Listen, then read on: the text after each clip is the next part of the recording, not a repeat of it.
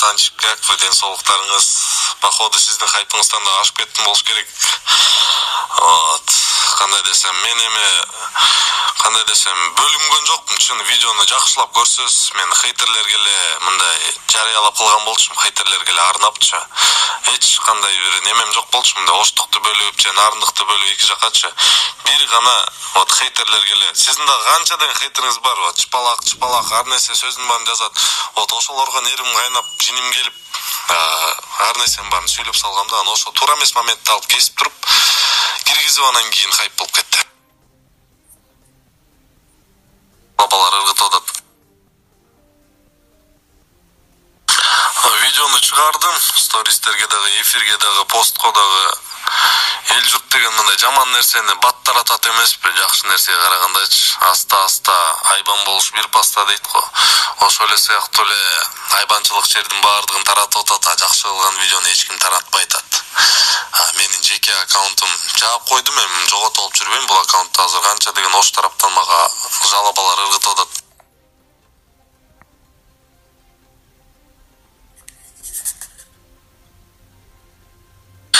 Эми кандай десем, атыңызды да билбейт экенмин, Чыпалак байке эле деп айта берейинчи.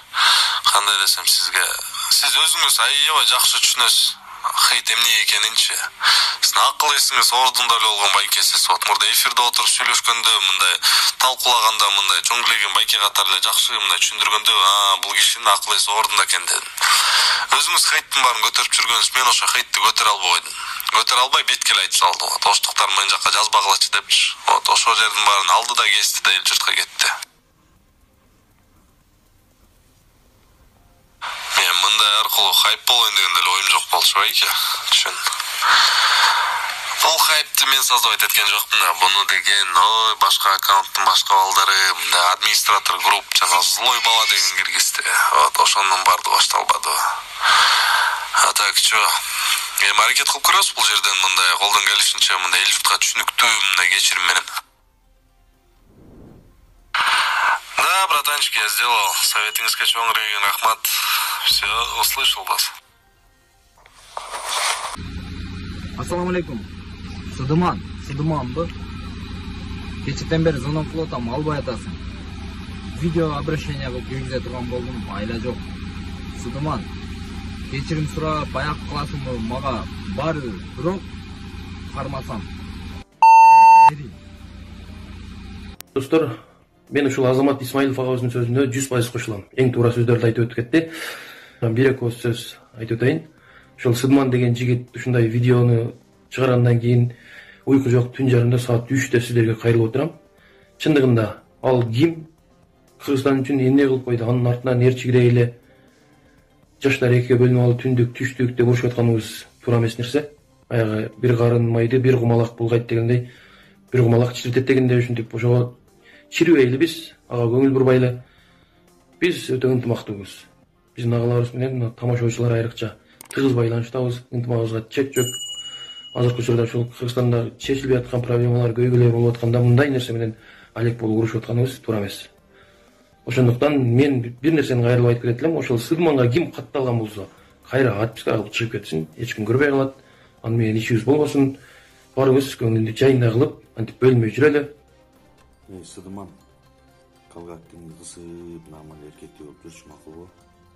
Мен сени кармасам Сидиман, яман Сидиман. Чочогон кесип коймой болот. Нормаль араң турган элди бөлбөй, кысып, нормаль жүруктуңбу?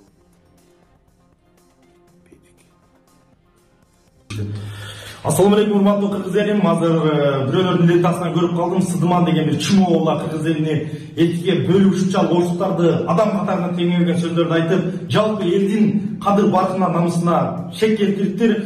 Кыргыз элин экиге бөлүп жаруу боюнча да Кыргыз Республикасынын мыйзамы чегинде жазык кодексине чоң жаза каралган, албетте буга укук коргоо органдары дагы чоң баасын берет деген ойдомун. Жана ошондой эле Сыдыман ушул убакка чейин кыздарды жамандап келдиң. Ушул убакка чейин кыргыз кыздарын шерменде кылып келдиң. Кыргыз качан эле өзүнүн кыздарын шерменде кылчу эле. Эгер сен чыныгы кыргыз болсоң, өзүңдүн кыргыз кыздарын элге шерменде кылып көрсөтпөйт элең.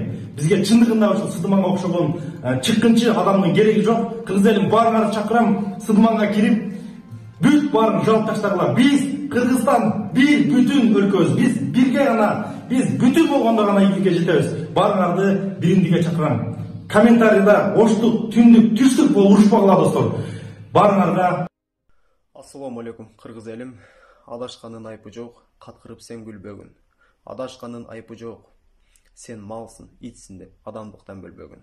Бүгүн айтайын дегеним Сыдыман аттуу блогерге түндүк, түштүк тарапкылы бөлүктөр, андан кийин ош тарапты айтыпсың, сартсың деп канчалык кыргыз элинин жүрөгүнө каттуу тийдиң. Андан кийин кечирим да сурапсың. Сураган кечиримиңди көрдүм. Ал жерде мен хейтерлер үчүн айтканмын, хайп кылганмын деп. Жок, сен оправдать этпе. Сен кечирим сурайсыңбы? Жакшынакай, канчалык жүрөккө таасирлүү сүйлөсөң, буга чейин азырда кечиримде ошондой таасирлүү болуп, жүрөккө жеткирип туруп кечирим сурасаң жакшы болмок. Сен хайп табам, акча табам деп жүрүп, адамда эң керектүү, эң кымбат нерсени жоготуп алыпсың.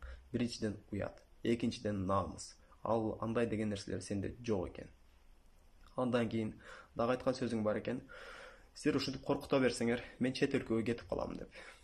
Сен бир адамдан качасың, эки адамдан качасың, 10 адамдан качасың, бирок элден кача албайсың. Экинчиден, сен өз элиңе эл боло албасаң, бөтөн элге эч качан эл боло албайсың. Жат элге эл боло албайсың. Дагы сага кайрылуу болгон видеолорду көп көрдүм. Бири айрыйм дептир, бири башка, бири ал, бири жыртам дептир. Анан ошолор келип, айырып, жыртып коюп, анан шалбырап калып жүрбөгүн. Ошондуктан эсиң барда жакшылап кечирим сурасаң жакшы болмок. Ты, именно ты, деп, я кого-то вот так конкретизировал, не конкретизировал, вот, конкретизировал. Какое странное слово, да? Мүдүрүлбөс туяк болбойт дейт. Вау. Мүдүрүлбөс туяк болбойт дейт. Окей. Байке, я с вами, вы красавчик, держитесь дейт. Ну, спасибо тебе большое. Оштуктар да хуя сүйлөгөн деле билет дейт. Ой, ё-моё, давайте не будем читать, а то здесь, знаете, межнациональная розня уже начинается, тут уже реальный трайбализм в моем эфире. Уже люди делятся на юг и на север. Уже я не хочу быть таким человеком, как мессия, типа, как диктатор, типа, там, делитесь, либо вот это, да. Я вам всем советую, чтобы вы не делились. Потому что, когда я жил в Турции, у меня такое случилось, я рамсовал с турками. Вот реальный түрктөр менен мен кырылып кеткен болчумун. Түрктөр сразу бине солса эле момундай алып туруп бычак көтөрөт.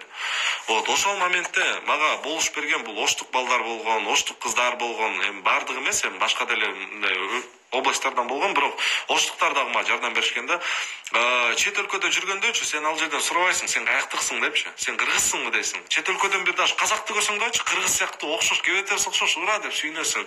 Кыргыз эл журтубуз и так мондай кичинекейбиз, аспыз. Анан ансас келгенси бөлүнгөн, это, я думаю, вообще неправильно. И то, что я высказал, это не пример того, что бы вы должны делать. Я плохой блогер. Я сейчас в данный момент каюсь и извиняюсь. То, что я сделал, это неправильно. Вы не должны повторять мои слова и действовать по моим же правилам. Это мое личное мнение. Я, знаете, не пример для вас. Я просто такой человек, который имеет большую аудиторию и иногда высказывает свое правдоподобное чувство. Вот и все. Шайтан дейт. Ну, может быть, я такой человек, шайтан. Ну, окей, без проблем. Көлдүктөр дейт. Ну, давайте не будем там көлдүк, нарындык, чуй, талас депчи. Просто единый Кыргызстан.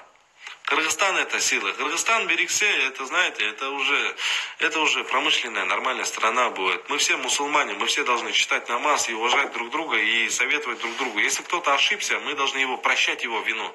И не должны ему самосуд делать. Мы должны ему говорить правильные слова и советовать ему правильный путь. Так написано в Коране. Вот.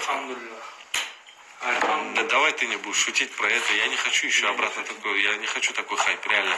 Мне не хватало вот про югских пошутить, и сейчас, про веру еще, Я вот реально говорю, и в вере написано то, что, мы не должны делиться, потому что мы все люди. Инсан, пенде депхуат, вот.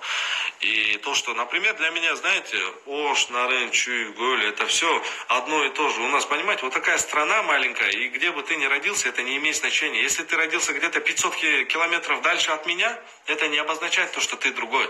Это ты тот же самый человек, у тебя есть два глаза, один нос, типа рот, у всех как бы одинаковые черты всего, да, вот, даже ум, расклад, как мы размышляем. Единственное, что может нас отличить, это менталитет и наш язык. Вот и все. Я все, что хотел высказать, я высказал вроде бы. Не дейт, сөйлеп алғаннан кейін сөзді не дейт, құлышыңда дейт.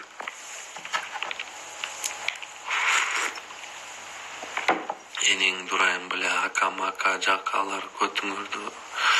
Ё-моё.